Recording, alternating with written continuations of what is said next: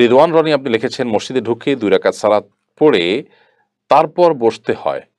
যদি দেখি 2 রাকাত পড়ার পর্যাপ্ত সময় নেই, তখন কি বসে যাব নাকি দাঁড়িয়েই থাকবো?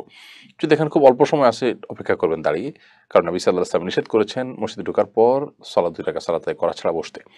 এমনি জাহিদ হাসান মাঝি এর দিকে আপনি লিখেছেন, একটা বিড়াল আমাদের খুব ক্ষতি করে এবং আমাদের মুরগির বাচ্চাও খেয়ে ফেলে। এখন কি সে বিড়ালটাকে মারা আমাদের জন্য জায়েজ হবে?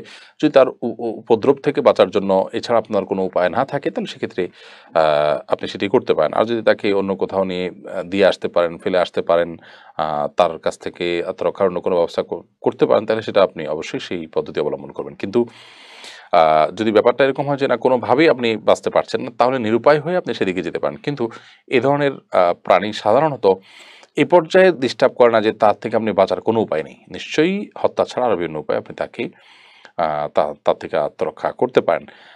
বিড়ালের প্রতি জুলুম করার কারণে এক নারী জাহান্নামে গিয়েছেন, ওটি আমরা জানি। কিন্তু যেকোনো পশু বা প্রাণী যদি আমাদের জীবন, আমাদের সম্পদের জন্য হুমকি হয়ে দাঁড়ায় এবং কোনোভাবেই আমরা সেখান থেকে বাঁচার কোনো পথ না পাই, তাহলে সেক্ষেত্রে তাকে নিধন করা জায়েজ হয়। কেয়া রহমান লিখেছেন, একটা মেয়ে ডিভোর্স হওয়ার পর দ্বিতীয় বিয়ে করতে পারে কতদিন পর? ডিভোর্স হওয়ার পর তিনি যদি অন্তঃসত্ত্বা থাকেন, তাহলে সন্তান ভূমিষ্ঠ হওয়ার পর বিয়ে করতে পারেন। আর যদি অন্তঃসত্ত্বা না থাকেন, তাহলে সেক্ষেত্রে 3 মাস অতিবাহিত হওয়ার পর তিনি বিয়ে করতে পারেন। যদি স্বামী মৃত্যু হয়, তাহলে 4 মাস 10 দিন পর তিনি বিয়ে করতে পারেন। মাহরিমা মিহির এআরি থেকে আপনি লিখেছেন, কোনো মহিলা কি লোক দেখানোর উদ্দেশ্যে স্বর্ণ অলঙ্কার পড়তে পারে? অর্থাৎ অন্য মহিলাদেরকে অন্য মহিলাদের সামনে দেখানো হলো, এখানে নিজের বড়লোকি জাহির ব্যাপার না, জাস্ট ভালো লাগা জন্য পড়লেন, তো এটা জায়েজ আছে। কিন্তু যদি তিনি সম্পদশালী এটা বুঝিয়ে অন্যদের উপর নিজের প্রাধান্য বিস্তার করতে চান, তাহলে সেক্ষেত্রে সেটা অহংকার, সেটা অবশ্যই নিন্দনীয় এবং নিষিদ্ধ হবে। এই আইডি থেকে আপনি লিখেছেন, একজন ঠিকাদার বাড়ি বানাতে গিয়ে দেখে প্ল্যানের মধ্যে বাড়ির সাথে একটা পুজোর ঘরও আছে, সেক্ষেত্রে কি ঠিকাদারের বাড়িটা বানাতে পারবে?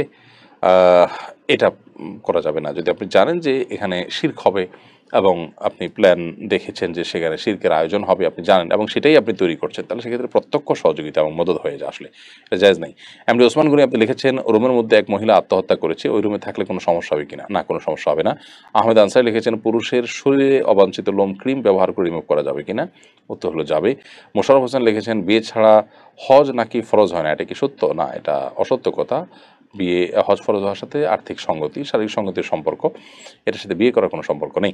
একে আজাদ লিখেছেন, আমার বাবা সুদে টাকা আনে এবং জুয়া খেলে, আমি রাগ করে কথা বলি না, এতে আমার গুনাহ হবে না? আপনার গুনাহ হবে না যদি অভিমান করে তাকে সংশোধন করতে চান।